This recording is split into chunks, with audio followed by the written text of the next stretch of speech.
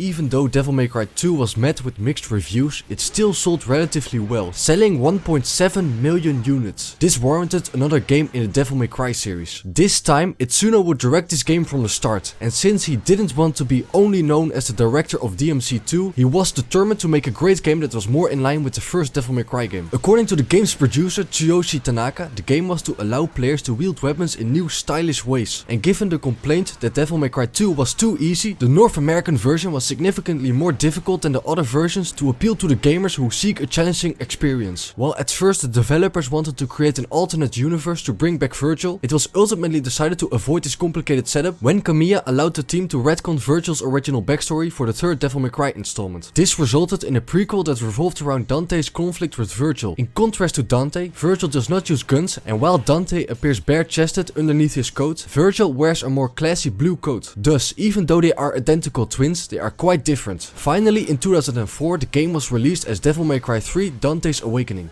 After an interesting cutscene that sets up things to come, we get introduced to a much younger Dante sitting in his unnamed shop, until a mysterious figure appears and tells him that he is working for Dante's older twin brother Vergil. When he disappears mysteriously, it isn't long before the room is filled with demons, allowing Dante to show off his skills. And this cutscene is so refreshing after the boring cutscenes of Devil May Cry 2, as this is filled with hilarious moments and over-the-top action that are what make the DMC games so enjoyable. The greatness does not stop there though, as you are thrown right into the action and get to enjoy the combat that is much more engaging than the gameplay of Devil May Cry 2. Looks like this is gonna be one hell of a party!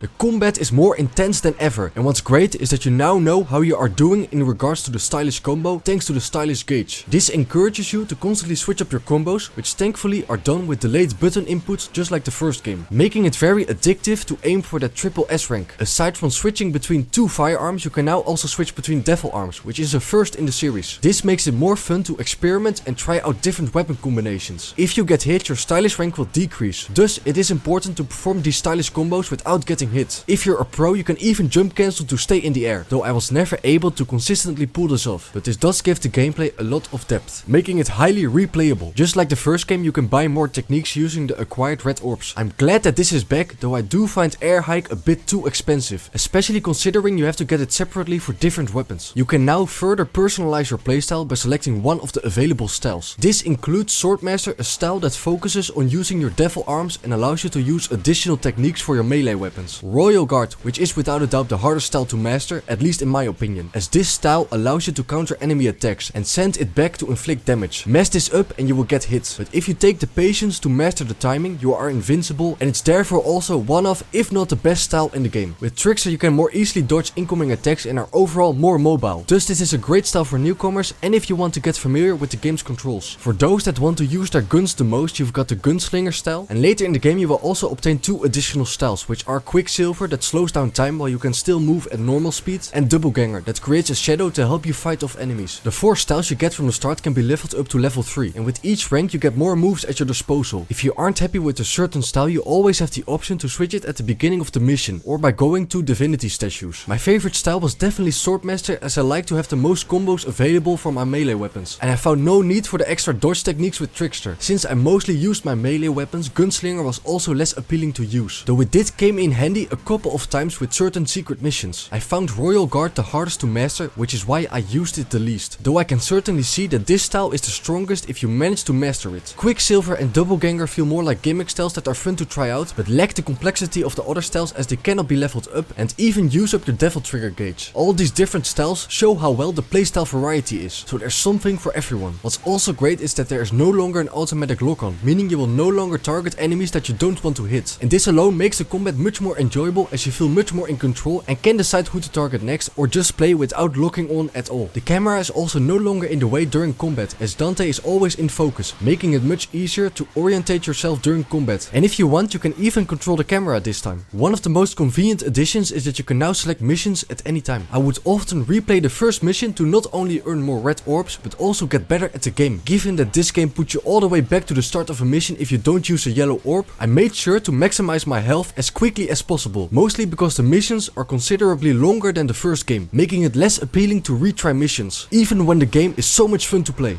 This just keeps getting better and better.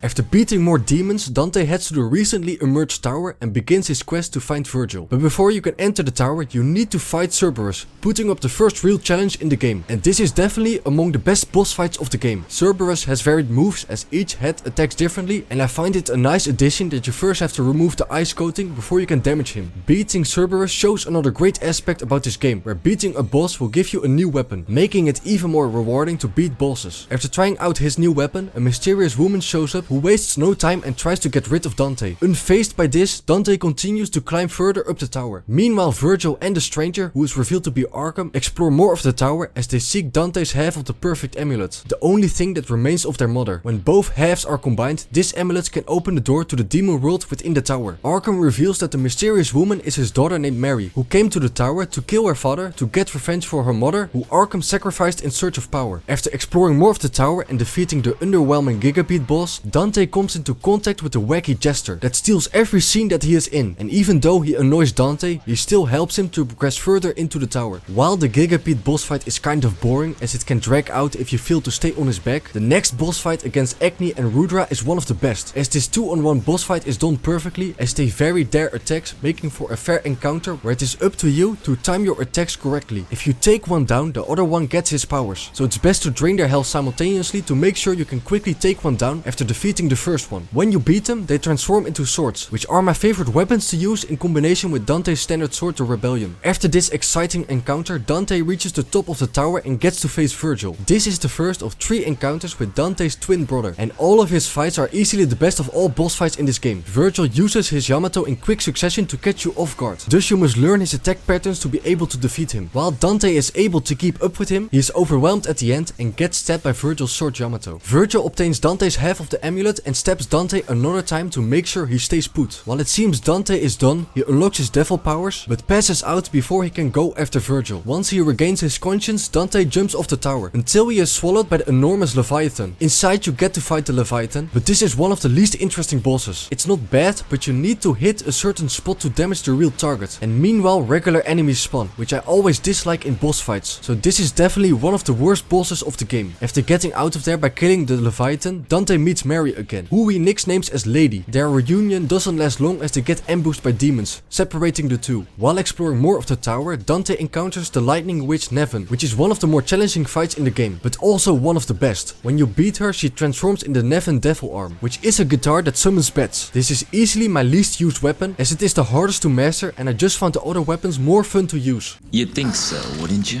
Meanwhile, Vergil and Arkham arrive at the control room, where Arkham uses his book to open it. Given that Vergil now has access to the place he was looking for, he decides to impale Arkham since Vergil has no use for him anymore. Not long after that, Dante faces off against Beowulf, which is another great fight, though during the latter part of the phase I can't help but get hit, and just tank the damage to down him before he can kill me. After that you get to fight the horse Geryon, where you mostly just bait his attacks until the horse slows down and you can deal real damage. This boss fight is not bad, but is also by no means amazing. I'm pretty pissed at him too, you know.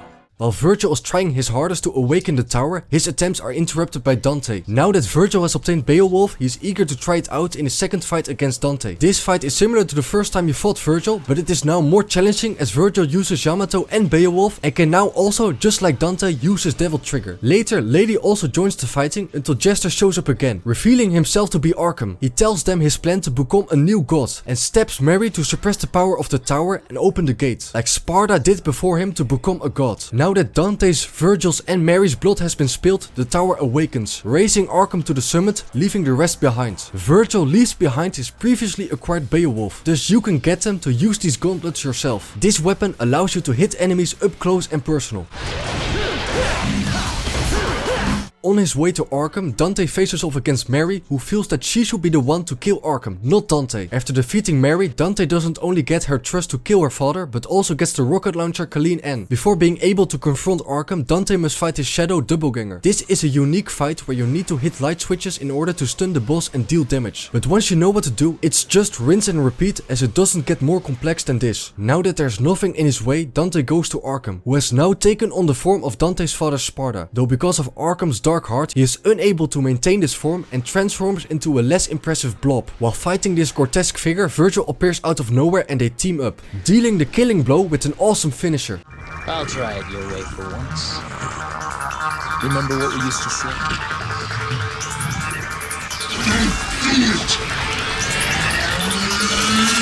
Jackpot.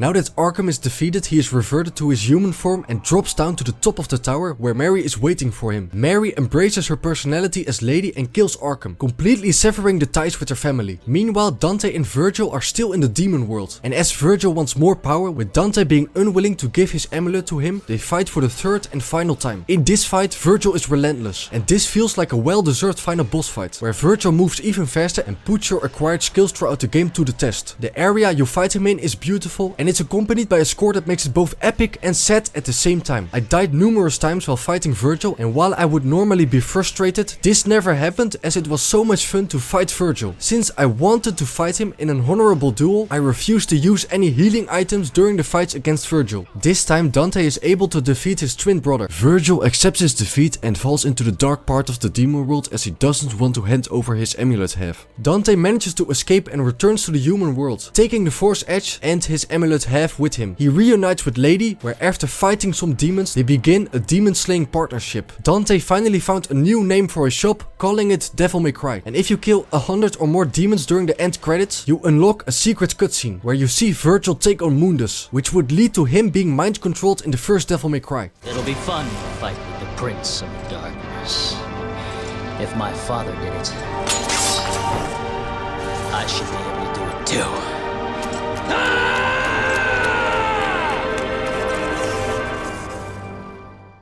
I found the story of this game so much fun to follow. The first cutscene perfectly sets the stage for the rest of the game, and with all these hilarious moments and pumped up action, it should be a clear indication that this won't follow in the same footsteps as Devil May Cry 2. The first Devil May Cry had a story so campy that it's good, with some hilariously bad lines, while Dante's awakening is so over the top that it's good.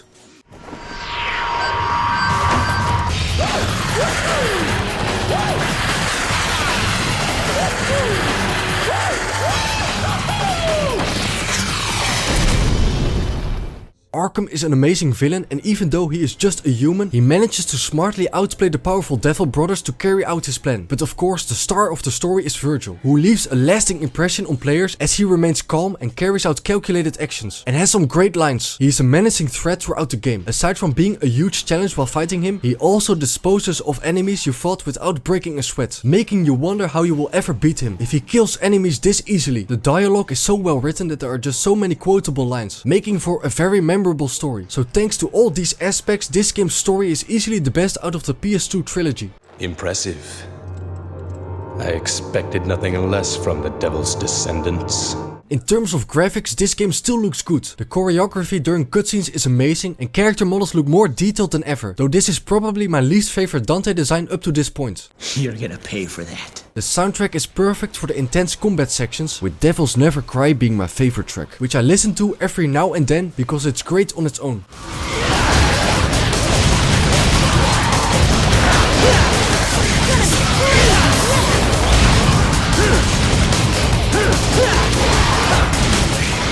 In the end, I can say that I had a great time playing this game, and that Devil May Cry 3 perfected the character hack and slash genre. This is without a doubt the best Devil May Cry title that I have played so far. The story is great, the gameplay is nearly flawless, and it is all accompanied by an amazing soundtrack. There are even more bosses than in DMC 2, but unlike that game, most are actually well designed and engaging to fight. Though bosses like Gigapete and Arkham are underwhelming, and I am not a big fan of the yellow orb system.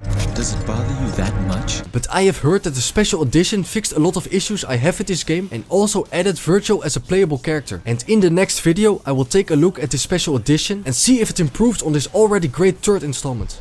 Maybe somewhere out there even a devil may cry when he loses a loved one. Don't you think? Maybe. By the way,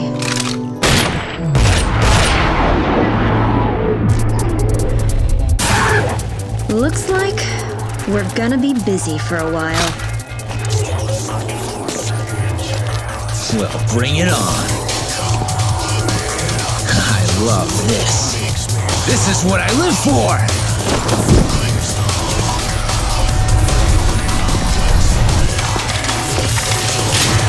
I'm absolutely crazy about it!